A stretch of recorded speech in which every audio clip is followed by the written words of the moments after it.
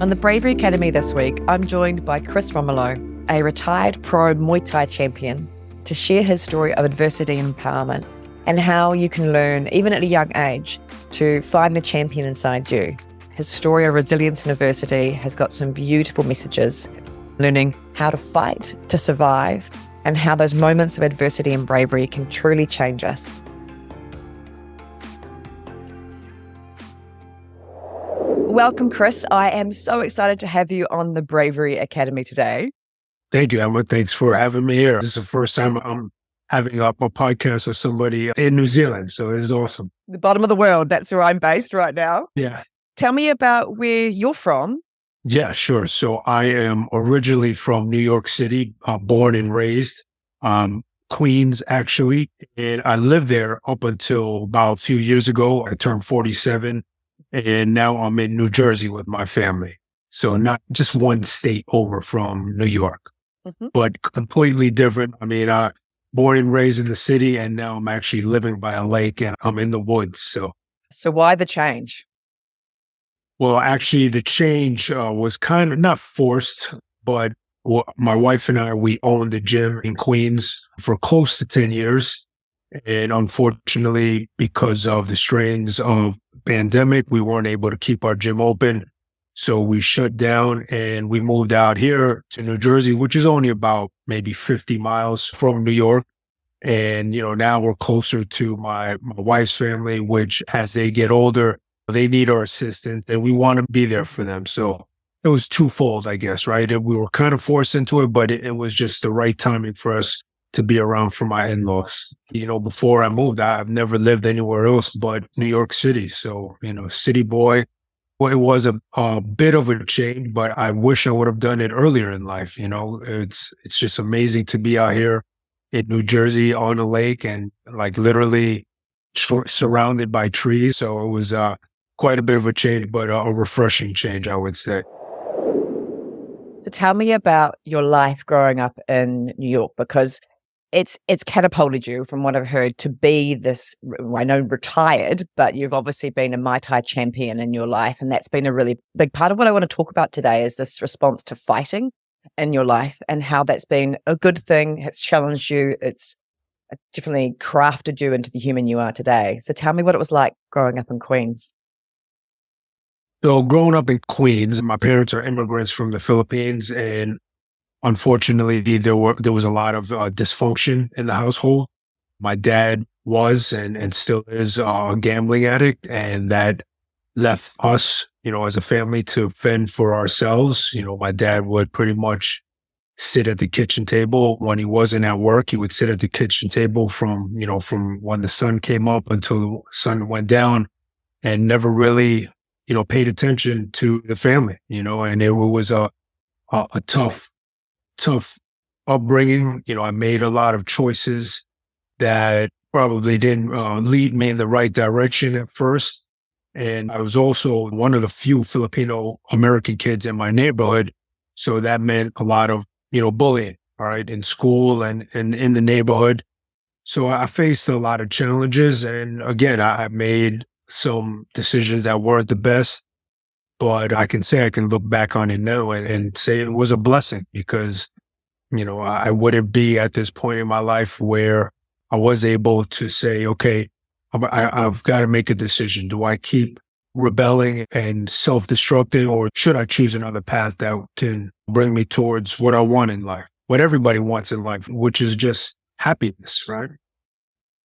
I would say the best description was being lost. I wish I would have had somebody to go to ask, like, all right, how do I deal with this challenge of being called names and being picked on physically? But, it was scary.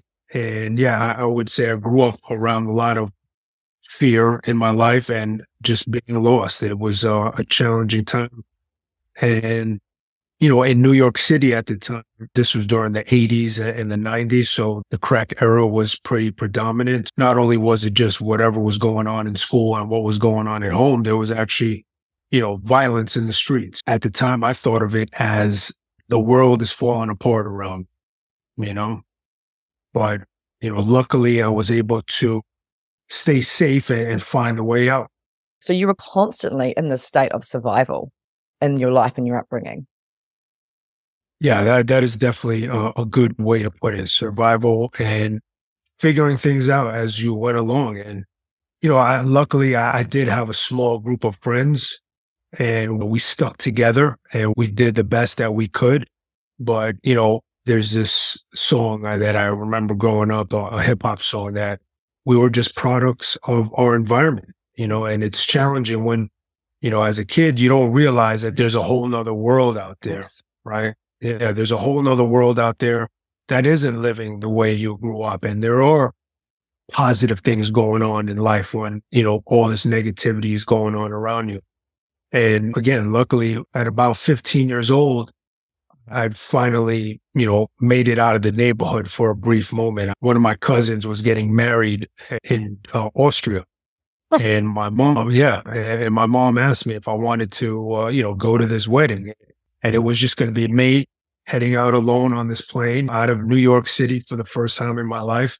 And that definitely opened up my world. The fact that I went to a country where people were at the time weren't really speaking too much English, and I was just blown away. Yeah, I was blown away. So I think that was a good turning point in my life where I realized there is a whole nother world outside of what I was growing up with. How did that transport you then through to fighting? Like, what came through to drive you to that? So, yeah, so even though I was blessed to at 15 years old to open up my world, just being in Austria, it was just amazing.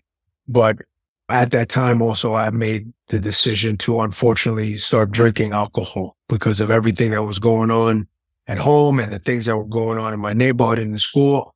I thought, I saw people around me drinking and thinking, oh, wow, they're happy. Maybe if I do the same, I can be happy, right? But it actually didn't turn out. It didn't pan out the way I thought it was. I became very belligerent, a lot more angry than I was when I was sober. And for years, I was abusing, alcohol in my neighborhood and experimenting with other things. And unfortunately, at 20 or 21 years old, I found myself in a street fight, right? I got myself into some trouble that I could have avoided, but my ego got the best of me, right? So I confronted this local neighborhood tough guy, and I wanted to be the local neighborhood tough guy. And we went at it, literally in the middle of a very busy street in Queens. And if not for somebody who was there to save me, this kid probably could have beat me to death if he wanted to. But luckily, again, I was able to walk away from that and say, all right, this is not the life I want to live, right? This doesn't make sense for me. I started changing the way I was thinking, right? I changed my self-talk. I said, I don't have to be a product of my environment. I don't have to let the hardships that I'm facing at home or in the neighborhood hold me down. I'm going to do something to reverse that. I'm going to flip the script on my life and change that. And that's literally what led me to Muay Thai, because as a kid, I was involved in Taekwondo. I would say from 8 years old to about 15. And I gave up on martial arts at about 15. And then when I got into the street fight, I literally soul searched. I was like, okay, what was helping me as a kid, as a youth? And that was martial arts. So I said, okay, how can I get back to that feeling of me feeling like I'm building myself mentally and physically? So what I started to do after that street fight was I started cruising through the martial arts magazines, this is or the internet and YouTube and stuff like that, obviously. And flipping through this martial arts magazine, I came across this full-page ad, and the full-page ad said, "Become unbeatable," right? That was the title, something like that. And it was basically an ad for a Navy SEAL who was teaching a hand-to-hand combat course through a VHS tape series. So, this title, literally called me. And I was like, I don't want to ever, risk my life again. Not that I wanted to keep fighting in the street, but I was like, I don't ever want to feel helpless again like that. I don't want to feel incapable of protecting myself. So I ordered these VHS tapes. I had them sent to my mom's house. And I just remember watching them, and I would get my brother to like practice the moves with me. And there was moves like jujitsu moves. There were, stick fighting moves, right? Yeah. But what really stood out to me was the Muay Thai, because his training partner would hold these pads. Well, I didn't know what they were called at first, but they're Muay Thai pads. And he would punch and kick and elbow and knee without any gloves on. And he was showing how you can use all of the built-in tools of your body as weapons to defend yourself in a life or death situation. And I was like, that's what I want to do. And from that moment on, coming across those VHS tapes, like it literally, like I said, flipped the script for me. I changed my whole life, and I dedicated every waking moment to learning this martial art from that moment on. How old were you then? I would say 20, 21. So this is obviously after high school. I was working, but I didn't have any directions. I didn't have any aspirations in life. And literally this tape series gave me some aspiration. What I love hearing, because I'm really pro fighting. That sounds really bad to say. I'm really pro learning about a martial art. And I think that's because we all should learn this at certain times of our lives. But if we learn it in our youth, even like that awareness you had around, oh my goodness, Taekwondo was something that gave me the discipline, the learning to listen in, the control, the power. And what I know from my experience as a physio, but also as a stress resilience coach, is if we learn how to use that fight response, that can help us be unstuck. And what I'm hearing from your experience was your emotions were really not being able to be processed at all. In that stage, how were you feeling? Yeah, that's very interesting. You mentioned emotions, right? Because as a boy growing up in New York City, you're taught to push down your emotions, especially back in the 80s and the 90s. You're not supposed to show your feelings or your emotions. But yeah, absolutely. What I say I was being controlled by were feelings and emotions. And I call those feelings and emotions the dictators. And there's 7 of them that control us. I call them self-doubt, fear, disappointment, hardship, confusion, our ego. And then going back to what I was saying earlier, our self-talk. Our self-talk, can dictate our lives, whether it's positive or negative. So I would say, yeah, absolutely. As a kid, I was not aware of the dictators, and I absolutely had no clue how to manage them. So then how did learning Muay Thai transform your life? Well, first off, I would say I met a mentor, a guide. For so many years growing up in a household without a father figure, I spent a lot of my childhood trying to find somebody. And I actually did come across Bruce Lee. Bruce Lee was a mentor for me at one point in my life, even though I never met the guy. He actually passed away 1 year before I was born. So coming across his readings, his books and some of his videos and interviews on, obviously YouTube wasn't around, but just seeing stuff on TV at the time, he was one of my first mentors. Coming across Muay Thai and actually finding a gym eventually after coming across these VHS tapes, literally it was the mid-90s. I was walking through Manhattan on the Bowery, which at the time was a really rough neighborhood. It's definitely cleaned up a lot now, but I was walking by this storefront. And I remember just kind of, scanning and looking into the storefront, and I saw what I thought was a heavy bag hanging in the middle of this dark, kind of grimy storefront. I kept walking and I was like, oh, okay, maybe that was just my imagination. But then I was like, no, I got to check this out. So I turned back around. And as I walked back the second time, I noticed there was like a makeshift boxing ring, but it wasn't put together. Like the ropes were hanging off of the ring post. And I was like, wow, this is like a boxing gym. And I was like, I've never been in a boxing gym. And I was actually kind of scared. I was like, I don't want to go in there. I don't know anything about boxing. So I walked by that second time and I was like, I couldn't resist it. So I came back a third time and I literally walked into this place and I met the manager of the gym, and he told me that they were going to have an instructor coming in the next couple of weeks who was going to teach Muay Thai. I didn't know of it as Muay Thai. I knew of it as Thai boxing from the VHS tapes. And I was like, is that like when you kick and punch and knee and elbow? He's like, yeah, exactly. So I was like, all right, I'll be here. And when I showed up, I met my first Thai trainer. His name was Tommy Thai, and he was an ex-fighter from Thailand. And he opened up his heart and his mind to me and a couple other guys that were training at the time. And a few of those guys were actually, interestingly enough, from backgrounds that were similar to mine, guys that didn't have dads in their lives and they were just looking for something. And we found it, and it was just from that moment on, he was my mentor, Tommy. Place of belonging sounds what you found when you walked past that street. Yeah, absolutely. Yeah, I like to think of it as a sacred place.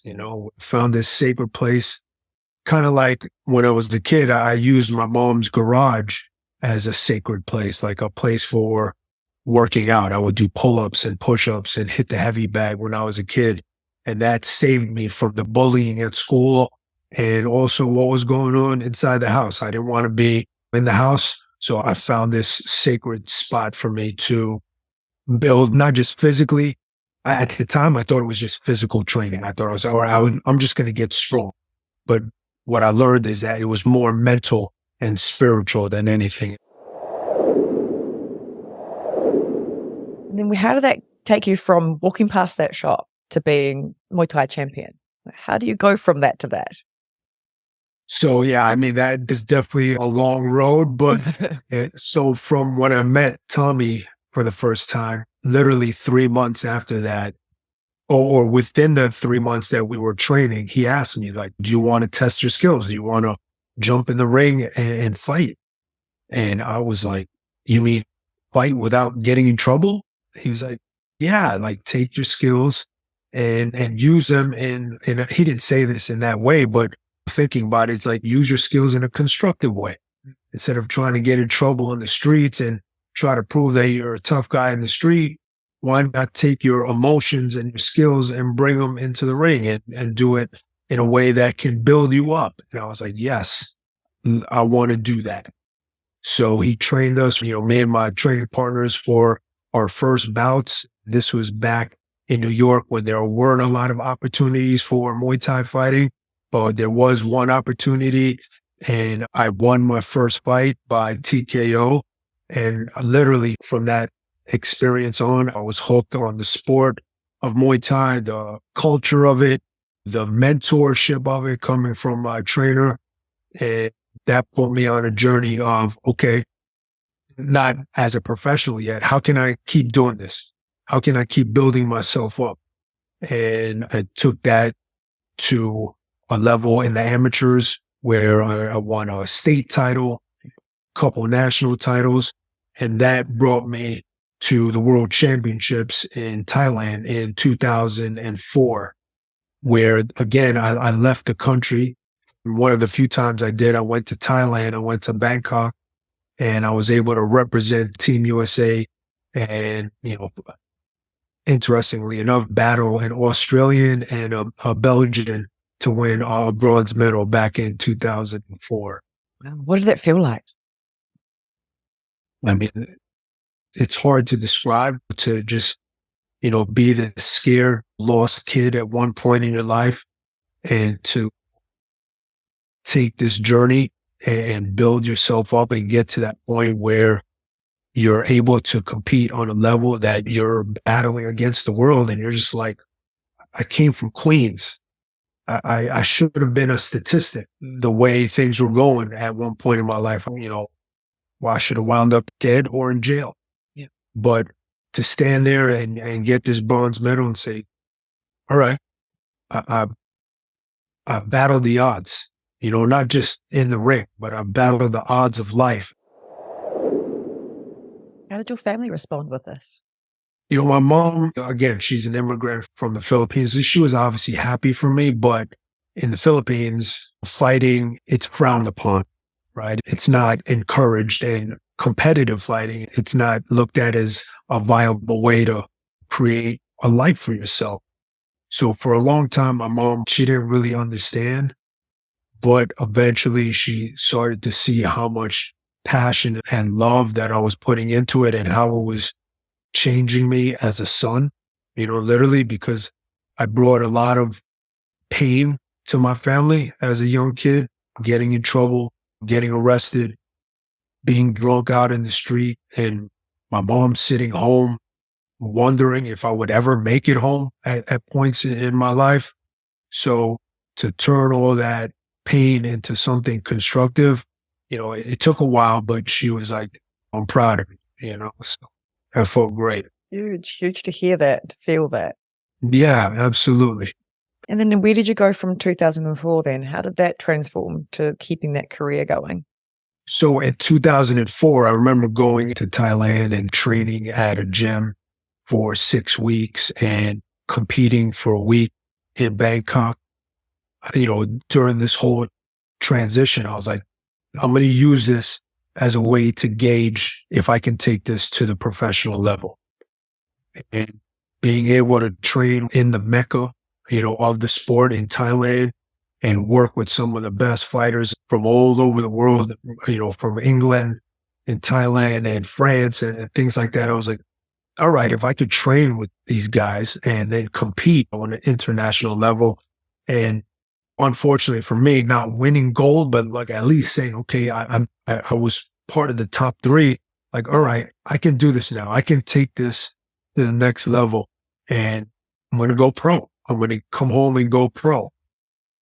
Interesting enough, when I got back to the United States, me and my coach and my promoter, we said, okay, we're going to take a couple more amateur fights just to make sure. And coming back from Thailand, I'll admit I had a chip on my shoulder, right? I was like, okay, I've competed with the best. And so my ego was getting the best of me. So this amateur fight that I took coming back was against some no-name guy from Colorado. And I was like, all right, I'm not worried about this guy. I've seen it all. I've been on an international level. So not that I didn't train, but there were probably things that I skipped on in training that I could have done, but I didn't. Because I was like, okay, I got this. I just got back from Thailand. I'm a tough guy. Right? And so this fight happens.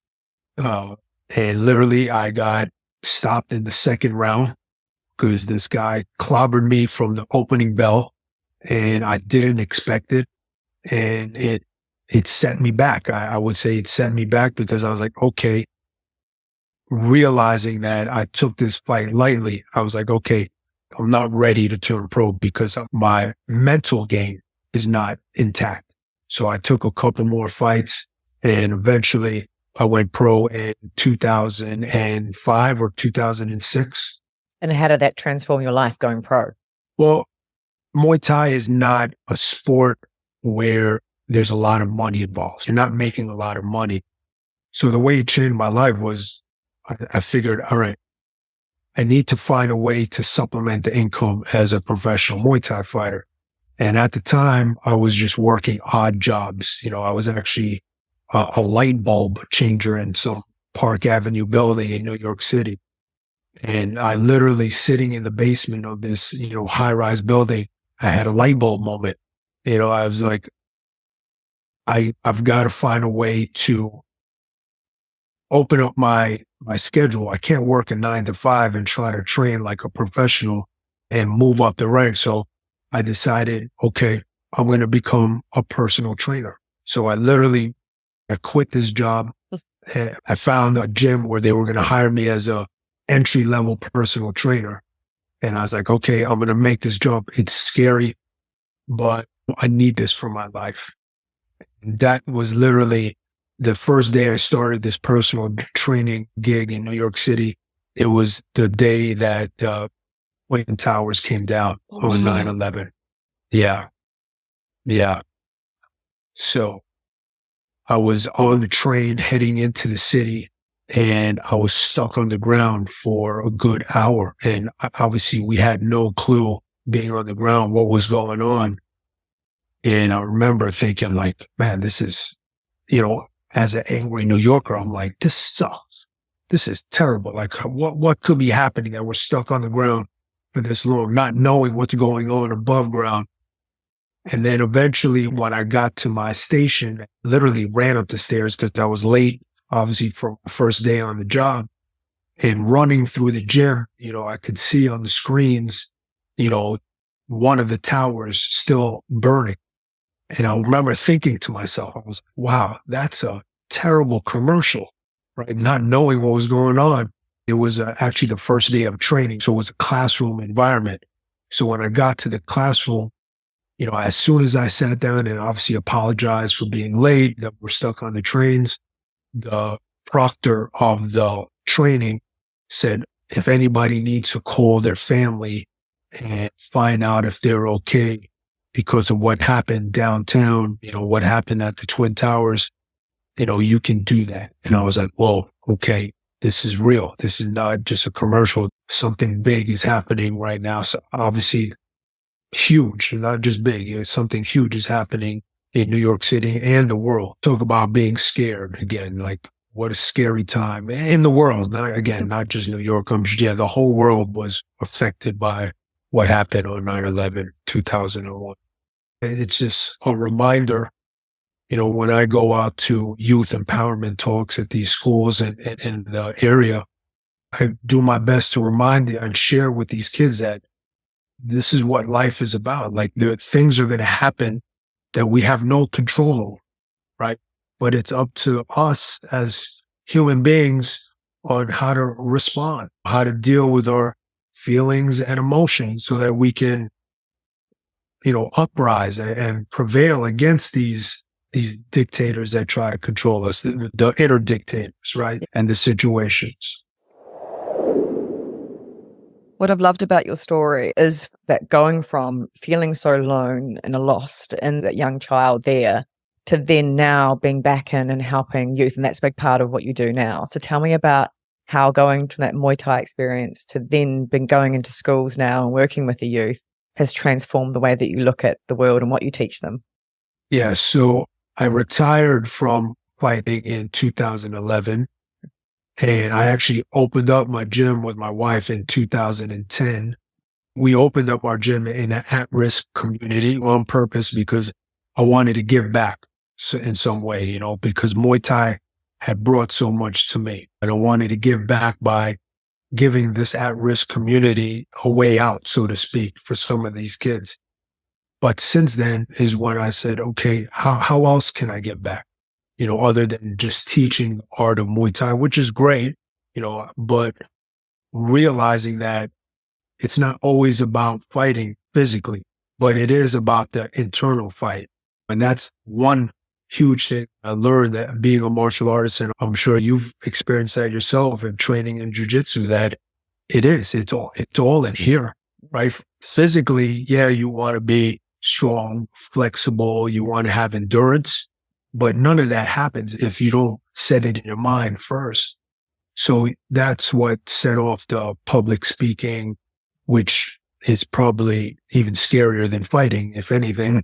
I remember that being really scary. One of my first talks, like I remember standing backstage thinking to myself, like, man, I'd rather be fighting right now. I'd rather be standing backstage ready to get kicked and punched instead of, standing in front of a bunch of kids trying to tell a story.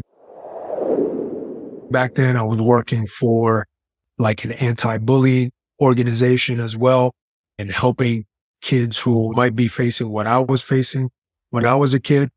So martial arts is about passing on what you learn. That's the only way martial arts is survived for these hundreds or thousands of years in a holistic way, mind, body, and spirit.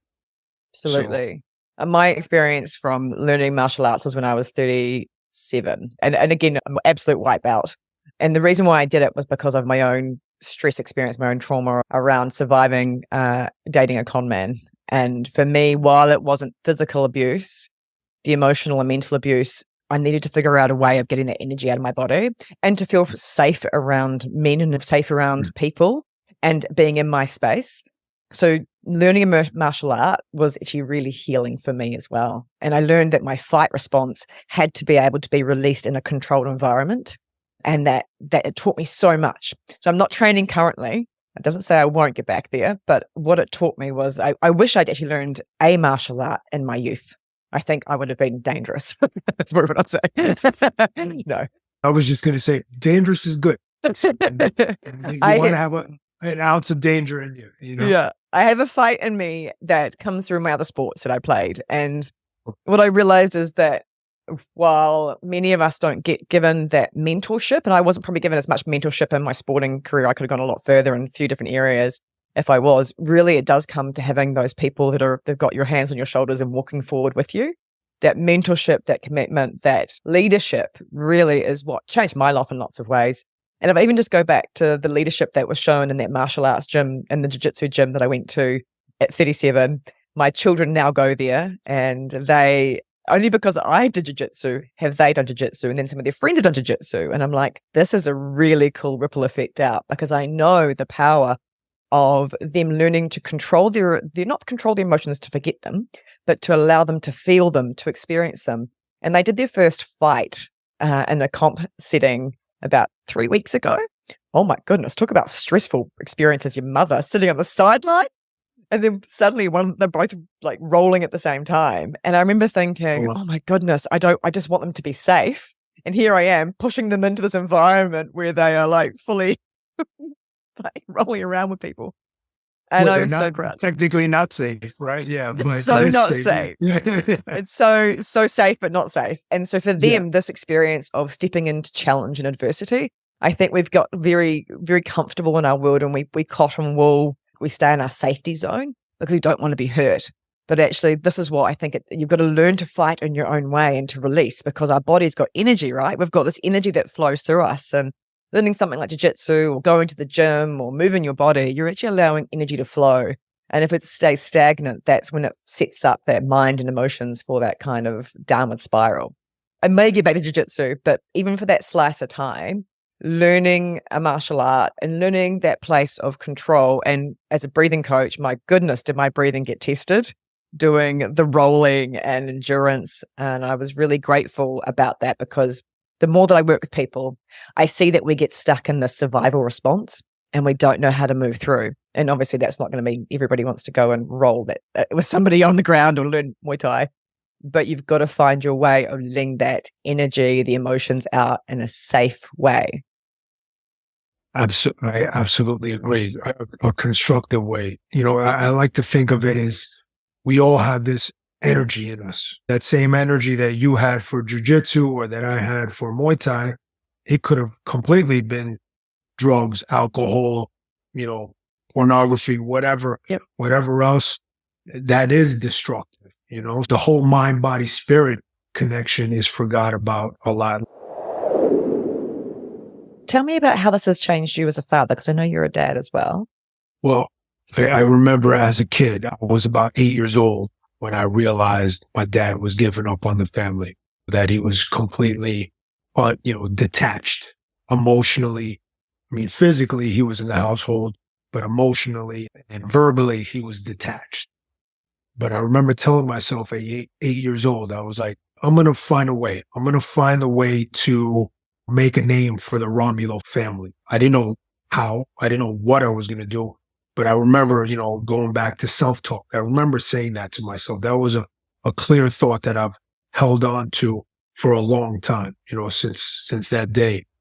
So I would say the way it's changed me is that I know I've reversed the cycle of fatherhood in my family, because my firstborn son, who was born when I was 23, I gave my heart and soul to him to make sure that I didn't do what my dad did.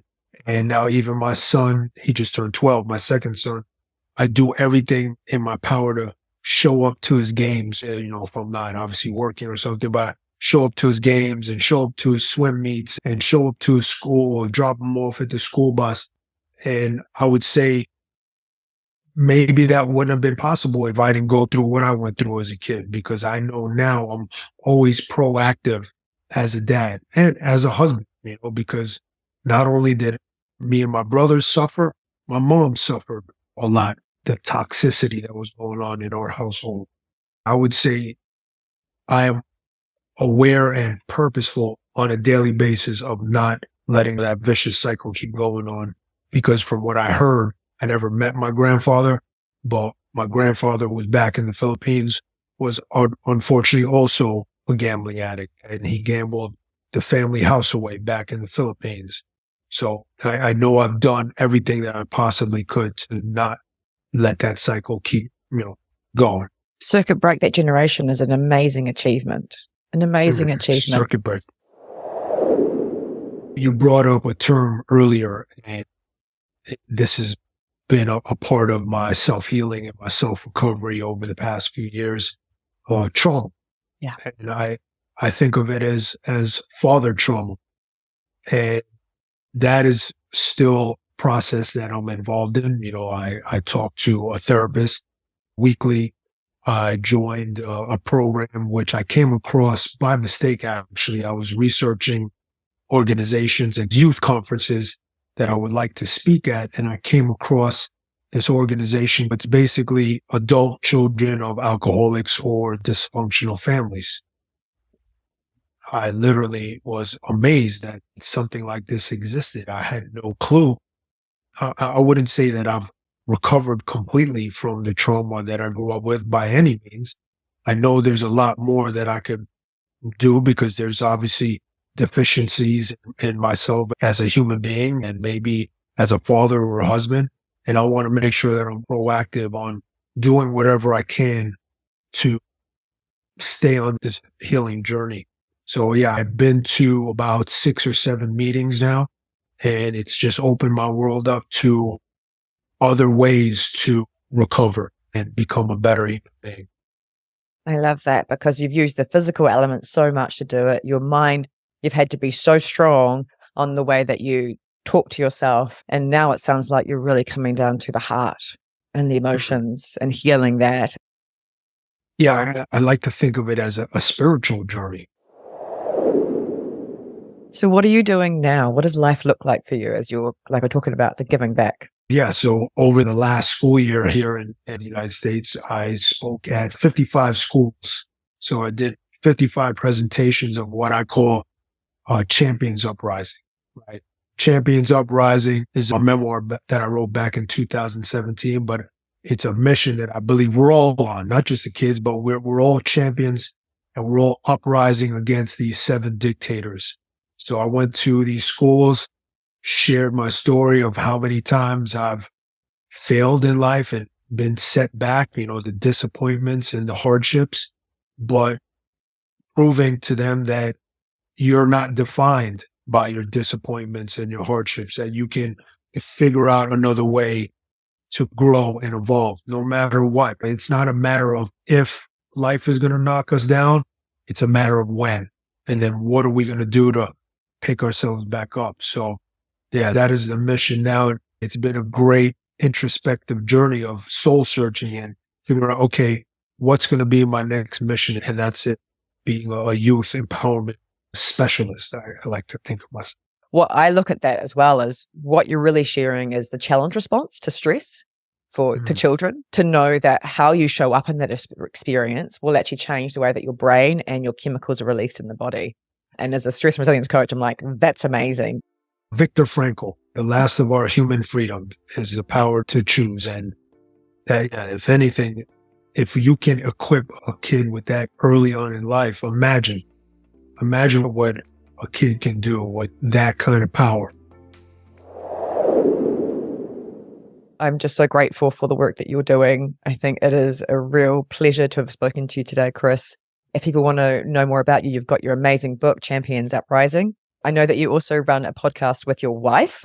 I really appreciate it. I was really enjoying your episode actually on father trauma and the way that you described it. And again, your honesty and vulnerability is helping others, I'm sure, see that there is another way forward. Well, thank you, Emma. I really enjoyed this conversation and you brought a lot out of me. So I appreciate that. Thank you. No problems. If anybody wants to get to know you, talk to you, where do they find you?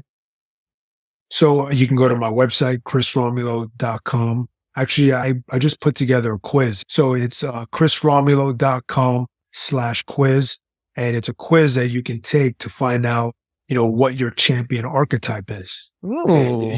Yeah. So I believe there's 3 champion archetypes: the awakened champion, the tenacious champion, or the empowered champion. So definitely, you can go to my website. I'm on Instagram, chris.romulo.com. So great. I'll be taking that quiz and I'll pop it in the show notes. Thank you so much, Chris. I really appreciate your time. I hope you have a magical day. Thank you, Emma. Thank you so much for joining me on the Bravery Academy. And if you want to learn a bit more about what I do, you can go to www.thebreatheffect.com. And this is where I will share with you how you can work with me in my one-on-one coaching, my group coaching, join me on retreat, or whatever you're needing right now to help move you into that state of thriving. Don't forget to subscribe, rate and review. We love to hear from you. You can also check out Conning the Con, which is my original podcast created with my sister Sarah, who is also the epic editor in the Bravery Academy.